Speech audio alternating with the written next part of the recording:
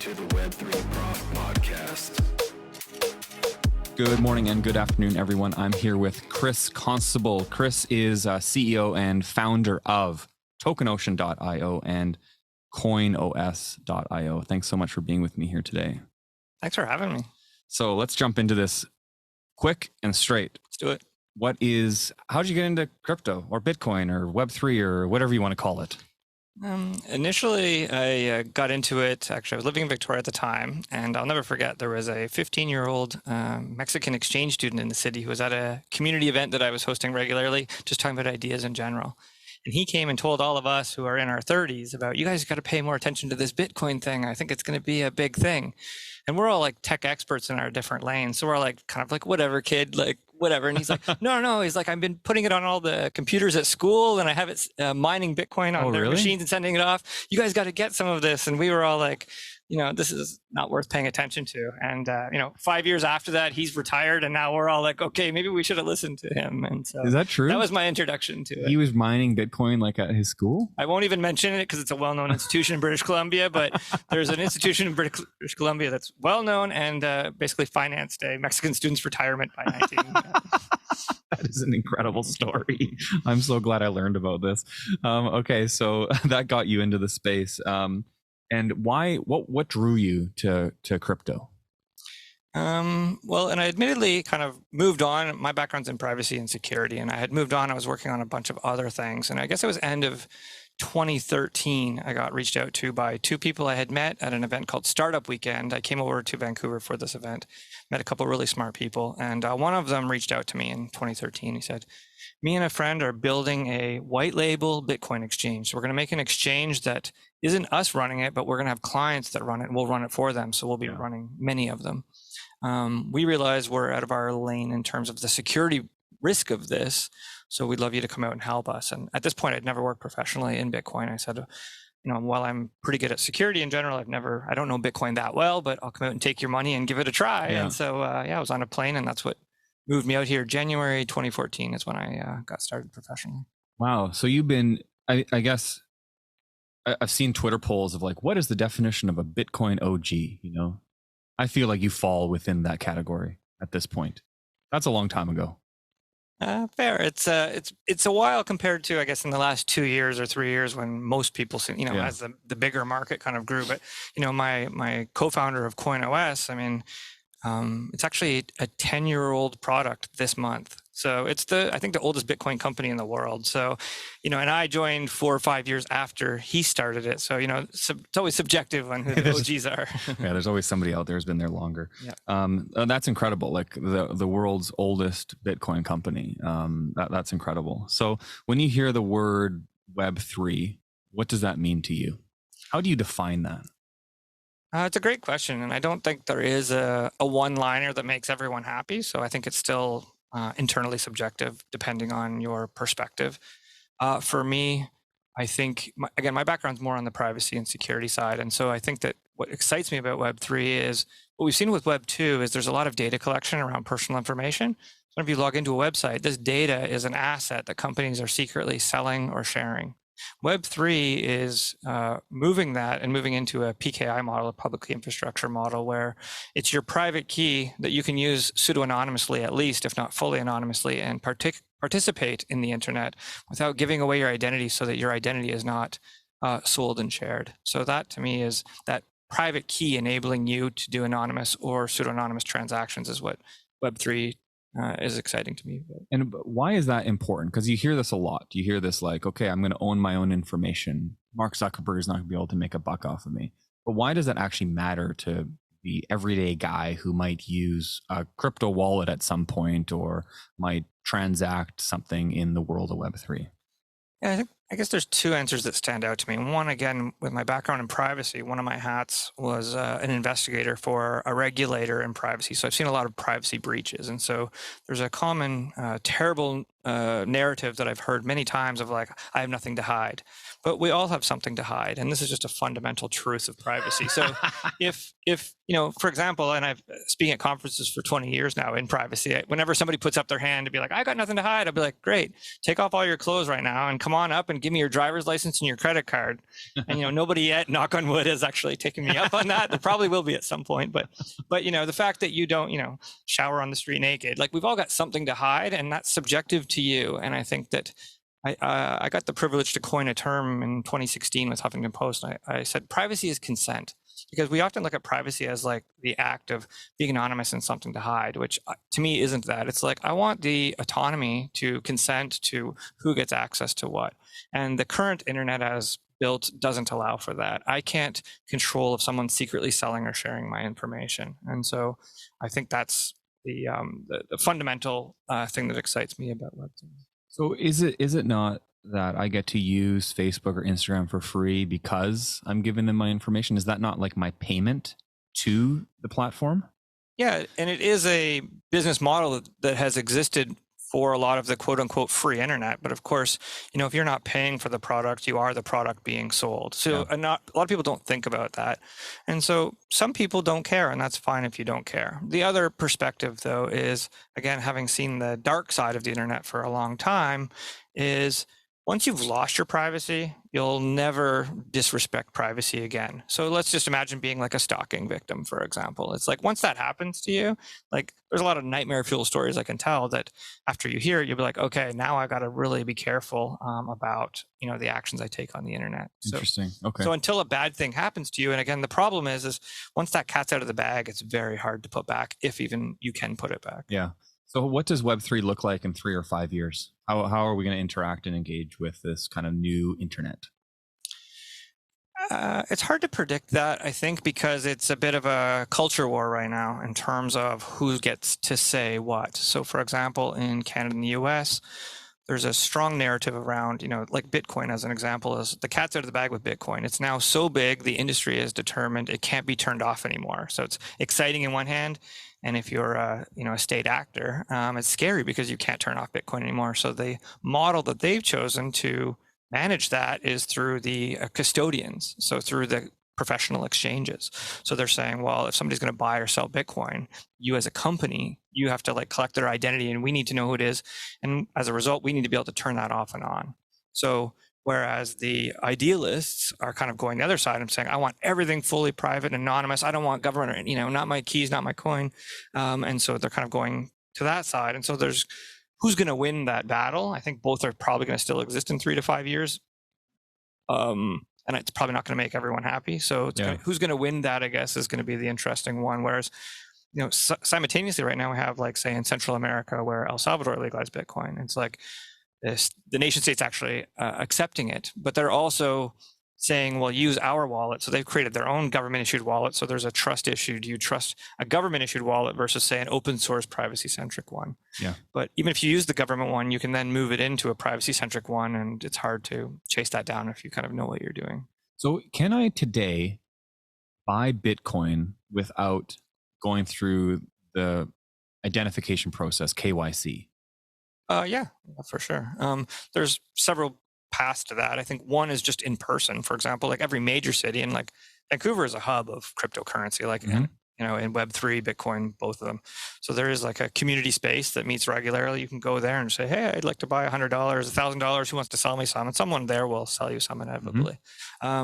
There's, I think it's local Bitcoins, which is kind of, you can even do it through kind of PayPal, and they proxy it sell it for you. There's an open source solution called Bisq, which is a decentralized open source solution that's fully anonymous. So but it takes, all of these have trade-offs, is the complexity to use it, the trust. So in the case of Bisq, it's not, a 2-second, I can just go install and go. You need to understand what's happening. You have to run this decentralized software and kind of understand what's happening under the hood. So it's a multi-step approach. And so I guess for something like that, you have to maybe have a technical background, or at least be willing to learn some stuff to do that. There's no easy way, except for peer-to-peer. I'm going to pay you cash for some Bitcoin. There's no easy way for someone to go about purchasing Bitcoin without going through the process of giving their identity to some centralized exchange. And this is where we rely on the gracious capabilities of the Bitcoin educators explaining this technology, Right. so that people can onboard and at least understand the difference. Not that you're encouraging or discouraging it. It's just like, here's what is. Yeah. And being able to answer those questions authentically, to me, is actually very important. Okay, that's great. So can you tell us, we hear a lot, at least people in the world of crypto, we hear about layer 2s and we hear about layer 1s, and we certainly don't hear about layer 2s on Bitcoin, except for the Lightning Network. That is the only layer 2 that most people can identify, and they may not even identify it as a layer 2 on Bitcoin. They might just think it's, I don't even know what they think, but I understand from you that there are other things out there, and I'd love to kind of hear kind of what you're working on and what that looks like from an NFT perspective. Sure. Yeah, there's a lot to unpack there. So Bitcoin is layer 1, the Bitcoin blockchain. It uses a consensus mechanism called proof of work, which I fundamentally believe in is the only consensus mechanism we should trust in blockchain for long term. It's at a state where it can't be turned off now. No government or major nation state is going to allow a second one to ever appear now, because the cat's out of the bag on this one. Mm-hmm. So it's a one-off deal. So I think that the power of the layer 1 Bitcoin blockchain is here to stay and powerful. Now, instead of creating new blockchains that may or not be around, or using other consensus mechanisms, what's exciting me is layer 2 technology that sit on top of that to solve the things that the Bitcoin blockchain can't. So for example, when there's congestion or busyness on the Bitcoin blockchain and the transaction cost goes up, it makes it cost prohibitive to, say, buy a coffee. If it costs more than $5 to transact, I'm not going to buy a $5 coffee, as an example. Mm-hmm. And that happened in the 2016 bull run. So the devs went back to the drawing board and created Lightning Network. And Lightning is a payment rail solution that is layer 2 that sits on top of Bitcoin. So I can take my Satoshis, which is the lowest common denominator of Bitcoin, and now interact and buy coffee. And it kind of goes off the Bitcoin blockchain, does a bunch of transactions, and you as the provider can kind of link it back. And so all of those then just come back into step, instead of filling up the blockchain with every $1 transaction. So you can even run it for 2 months off chain and then connect it back. And so that's what Lightning does as a layer 2 tech. The one that professionally we're involved with TokenOcean is called Liquid.net. So Blockstream, which is the biggest kind of Bitcoin company in the world, and they actually hire a lot of Bitcoin core developers even, they invented a protocol called Liquid.net, which is layer 2 Bitcoin, and it's a side chain, if you will. And so it pegs in and out of Bitcoin. So its value is at the exact same point. So if I have, one Bitcoin in Liquid, it's the same as on the Bitcoin main chain. But it allows 2 unique properties that didn't really exist on the Bitcoin blockchain. And one of them is proper confidentiality. So a lot of people think that Bitcoin's anonymous, but it's actually pseudo-anonymous at best. And so there's companies that are out there trying to de-identify you, for example, and many people trying to do that. Can you just explain? So pseudo-anonymous is basically saying you can find my wallet address, but you don't know you don't know which address is my wallet. Yeah. Is that a reasonable explanation? Yeah, that's fair. So anonymous means unless I make a mistake, you're not going to be able to identify me. Pseudo-anonymous means I'm pretty much anonymous, like I'm a Bitcoin address, but there are paths to discover who I am. So for example, if I'm best friends with Jarrett and Susie, and the government knows that that's now Jarrett's address, this is Susie's address, and they're always connecting with this person, and somebody's watching, the 3 of us always hang out, it's pretty reasonable that that's Kris Constable. And so that means that my identity is now there. So there's companies that will, put in, this is probably Kris Constable, and then other markers can kind of identify with that. And so pseudo-anonymous is just, you're anonymous until you're not, but it's not a guaranteed thing. Right. Whereas with Liquid, it's proper confidential transactions. So there is no company or technical capability to go under the hood and see who did that. So people who are wanting full anonymity will probably be using Liquid for transacting as opposed to the Bitcoin main chain. And so, and then with your organization, you're working kind of in the NFT space. Yeah. What does that look like when we tie that to the Bitcoin blockchain? Yeah, and that's the second unique value proposition that Liquid.net brings to the table, is effectively what we call smart contracts. It's different than how Ethereum handles them or the other proof of stake chains, but it allows you to do digital assets, or what we call tokens, both fungible and non-fungible. And so when we realized this opportunity exists, Blockstream initially reached out to my co-founder, and we worked out a deal to build an NFT marketplace for them using their technology, and on the condition that it was open source, so we can use it for other clients, and they agreed to that. So we built that NFT marketplace for them using Liquid. And through that, doors just kept opening as we were talking about it and as people were seeing this capability. And so we realized it was getting so busy. I've never seen this as a tech startup person before, that we couldn't keep up with demand. It's like the best bootstrap problem ever. And so I loved it. It was like the last 6 months of last year, every day was just calls from big brands saying, we hear you're the NFT person on Bitcoin. Like, we don't even know what Bitcoin can really do. Like, how can you work with us? And so the thing for me personally and professionally is, like, personally, I'm okay with, like, if you want to play with speculative assets, what we know of NFTs right now, they're almost all speculative assets and what we call image PFPs, or profile pictures. These are effectively gambling, and there's hype around it, and there's other characteristics there. And if you want to participate in that personally, that's amazing. And but professionally, I'm not going to get excited building things that are going to be fly by night, that might be part of what we call a pump and dump or scams, or all of these other problems that we're seeing in the hype market of image-based PFP NFTs. And it's a bit challenging for me because when people, that's most people's experience of NFTs. So when they're saying, oh, NFTs suck, or don't trust them, they're all scam. It's like, well, we don't have one client that's doing image-based PFPs. Instead, we're looking at the utility case. What's going to be around in 5 or 10 years where NFTs are going to be ubiquitous in our future? And that's what actually excites me. And so we've been building that with our head down for a year or two. Can you give us some examples of what that utility would look like? Because I think it's hard for many people to tie utility beyond the art to NFTs. And any time we hear about this utility, it often seems abstract and disconnected from maybe what reality is. So can you kind of ground us in some of those ideas? Yeah, I mean, I could do a whole show. This is exciting, and this is actually the fun part. So, for example, most people, as I was saying, most people's knowledge of NFTs right now are just image-based PFPs. Almost all of our clients have a completely unique use case for NFTs. So when they call us, say, hey, we're this brand, and kind of work with them on what they're trying to accomplish, and then we'll build something unique for them based on what we've already built with their niche thing. So one example was a movie that was built, and the movie producer reached out, and so what we came up with was, imagine a digital ticket that was an NFT. So even though you can see the physical image, it's kind of immaterial what you actually see in this case. It's the under the hood code. But if you have this in your browser, this NFT ticket, which, by the way, you can only buy with Bitcoin, you can't buy it with fiat rails like Canadian or US dollar. So to watch this sci-fi feature film, the only way to watch it, you need Bitcoin first of all. You go and buy a Liquid-based NFT. You're watching it, but if you're watching it right now and you're like, oh, this is boring. Hey, Kris, do you want to buy the ticket from me? I'll buy. I can go and buy it. You send me that token, that NFT. As soon as it hits my browser, the movie's actually going to stop for you, and now I can watch it.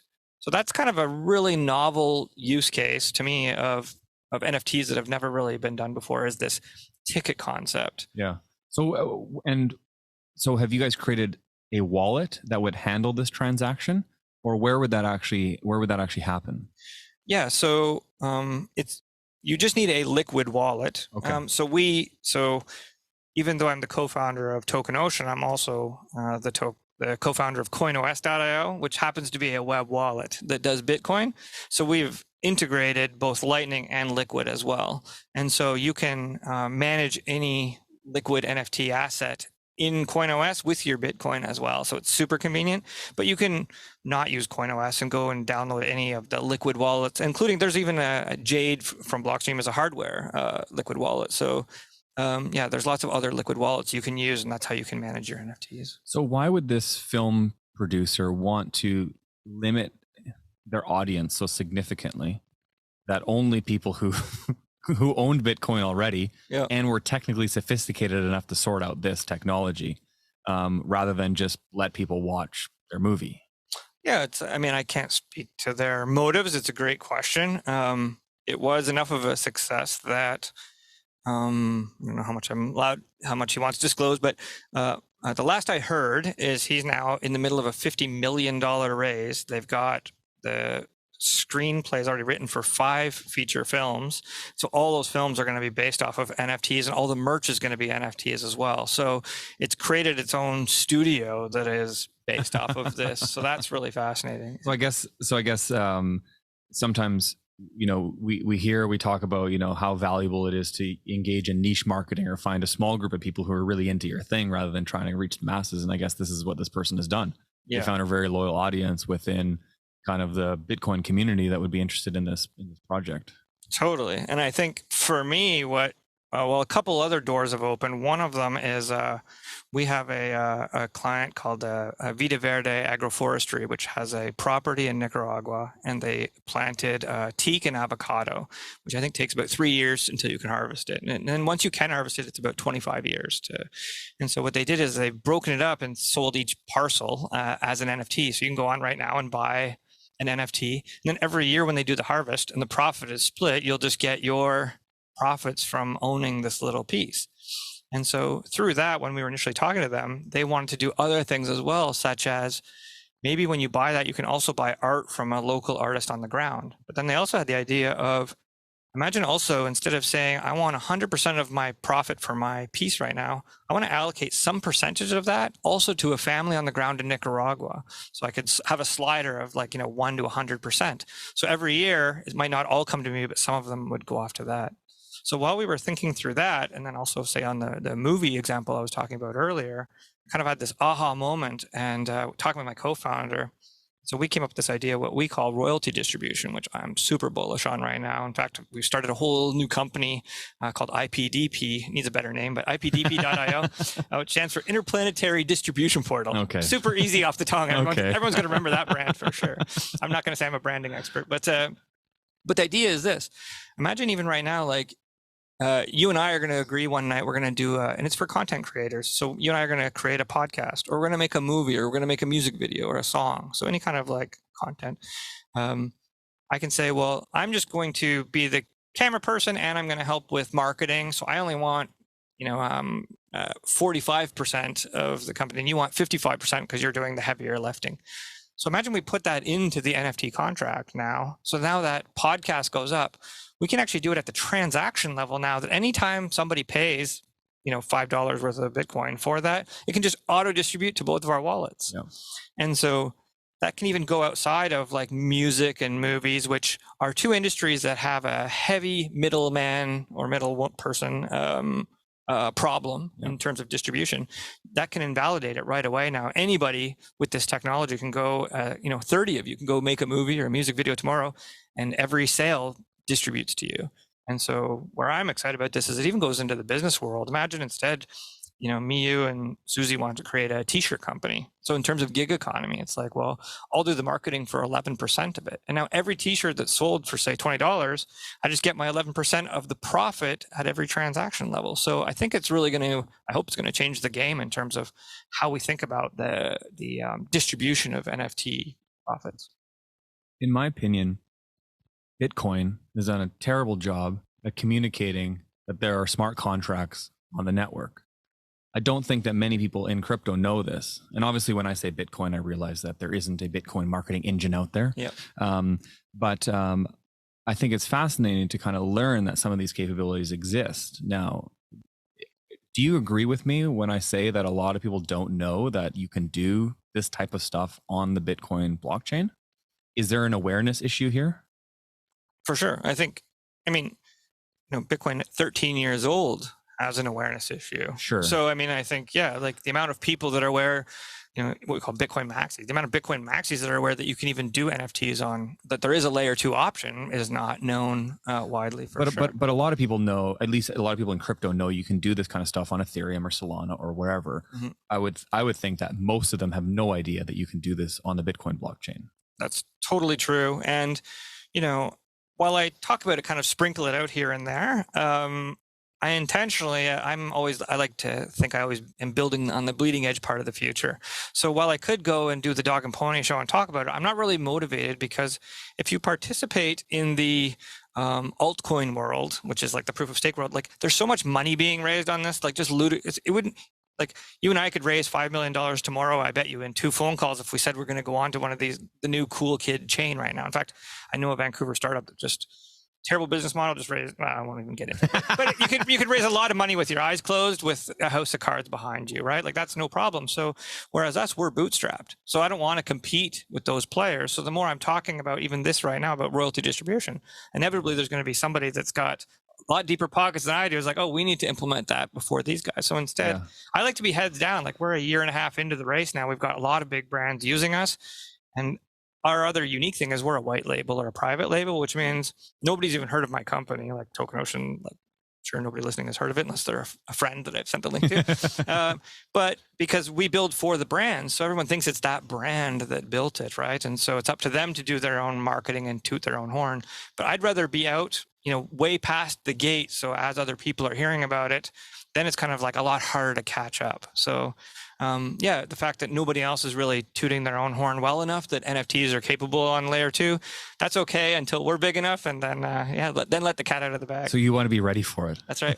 And I would say like where I think liquid is going to get huge in the near future, probably in the next year, like go from very little liquidity to probably $1 billion. It's going to go from 0 to kind of like Lightning Network did last year. Mm-hmm. So when El Salvador legalized Bitcoin, nobody had really heard of layer 2 Lightning yet. In the case of CoinOS, we had it implemented in 2018, like 3 years prior.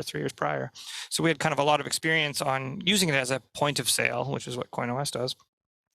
And so it's in the same kind of case right now with proof of stake that there's a volcano. Actually, this is a separate story. In El Salvador, there's a bond that is going to be using a volcano mining bond that's going to be done through the nation state, through the government. And so it's apparently already oversubscribed at I think it's even $1 billion. Wow. And so that is going to be a lot of liquidity going into the liquid network. So when people are asking about the tech side of that, because normally people buying into government bonds are not really religious about what's the underlying tech here. But as more and more people realize that this is liquid.net and there's $1 billion of liquidity that people can use and leverage, that's going to get a lot of eyes on it. And so at that time, when people are looking at it, I'd be like, oh, you can also do NFTs. Look at this TokenOcean company. Then, hopefully the ball's rolling there. We see a lot of Web3 companies is tokenizing to raise capital. I'm assuming that companies on the Bitcoin blockchain are not tokenizing to raise capital because they believe Bitcoin is the future. Am I right about that? I'm not. I don't know if I can answer that. I'd say 2 things. One is with Liquid, you can also create, actually in CoinOS, you can create tokens like fungible and non-fungible. So we can create a million Jarrett tokens in 30 seconds right now. You've never seen anything faster or cheaper than doing it on the Liquid network. Okay. Again, in 30 seconds, you can now have 1 million tokens to start giving them out. So there's no technical barrier there. I think the thing that I talk strongly about to our clients is the differentiator between a security token and a utility token. And that is the hot topic where to become a security in the US, if you want to look it up, it's called the Howey test. In Canada, it's called the Pacific Coin test. And there's basically 4 questions around it. And if you answer yes to them, or I think it's no to one of them, then it's a security. So for example, is it a company that's doing this raise from the token? And the second one is, are the people buying into that with the intention of profit? Those are the first 2. So in almost all the cases you're talking about, the answer is yes, in which case they are security. Securities are strongly regulated, but a lot of the current players are not going through the proper channels of, in the case of Canada, going through IROC, IROC. Most altcoins that have done a raise have never even heard of this organization. So at some point, the CRA in Canada or the SEC in the States, the hammer is going to come down. I speculate it is on some of them, basically the ones that are flashy enough that that do that. But in terms of, again, if you want to participate in that, that's your initiative. But I only want to work professionally with brands who either are going to go down that proper process. I only want to build stuff that's going to be around in 10 years from now. So I don't want to deal on any new altcoin, even though it's shiny right now. There's a lot, there's a very popular NFT chain that's not Ethereum that's got hacked 4 times in the last year that most people know of. It's a lot cheaper and so a lot of people using it, but it's I don't want to build professionally on something like that. I want to build on something that is a stable workhorse again, and my grandkids can still use those NFTs. So I also don't want to participate in security-based tokens unless it's through a vendor or a client of ours who's either in a jurisdiction where they can go through that, or they're in a jurisdiction where it doesn't matter. Yeah. Okay. That's fascinating. I want to end with one question to you. What needs to happen in the world of Web3 or crypto to onboard the next 100 million people? Where are the barriers that we can break through here? Well, I'm going to say it out of my personal kind of soapbox, but my background again is privacy, and I think identity and compliance is the gap that nobody's happy with. And I'll kind of toot my own horn that in 2018-19 I built a product called idvpn.ca, and and I knew I was going to build it. I had 9 people work for me on sweat equity. We didn't make $1, and I said we probably won't have a customer for 5 to 10 years. If we ever do get a customer, we'll probably be a hit and we'll be lucky and we'll be smart. Or we never get a client and we had hopefully a fun experience building it. But it takes your government issued ID, locks it so you have the private key to unlock it, and then you can go to an exchange, you can go do stuff with it. And so it will make sure, say in the case of a Bitcoin exchange, but this goes way beyond crypto too. For example, this goes into, in Canada, you can buy cannabis with this, for example, where you have to be 18 or 19, I'm not sure. But you go to the cannabis website, you go to the Bitcoin exchange, and it prompts you and says, are you willing to give your credentials to the site? This site needs to know that you're 18 and you live in British Columbia in the case of us. And so you just say, yes, so we just say back, IDVPN just says back to the vendor, yes, they meet your claim. We don't say how old you really are. We don't say your real name. We actually give you a fake name. So you would actually be Susie Smith now on the Bitcoin exchange or on the cannabis website.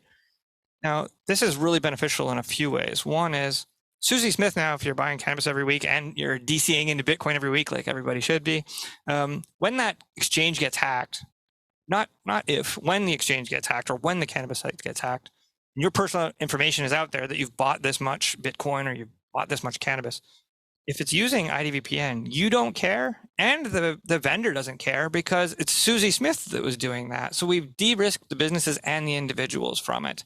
But we've built this kind of convoluted thing, which is a whole, again, podcast on its own on how we limit law enforcement production requests to find out who is Susie Smith.